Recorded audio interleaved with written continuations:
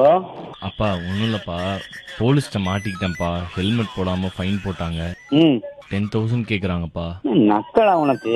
தீபாவளிக்கு இல்லாமலே நான் உட்காந்துக்கிட்டு கடுப்பத்திக்கிட்டு இருக்காது தீபா என்கிட்ட. அப்பா அவங்க வேற கேட்டுட்டே இருக்காங்கப்பா. ஹெல்மெட் போடாததுக்கு எப்படி தீபா அவ்வளவு ரூபா கேட்பாங்க?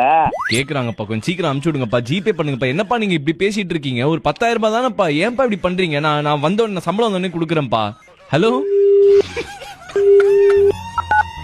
அப்பா, சும்மா சொன்ன காசுலாம் அனுப்பிச்சிட்டு இருக்காதீங்க. ஒரு பிராங்க் பண்ணலான்ட்டு கால் பண்ணி. ஆனா ரொம்ப கடுப்பேத்துற தீபா, நீ டென்ஷன் ஆகிட்ட தீபா.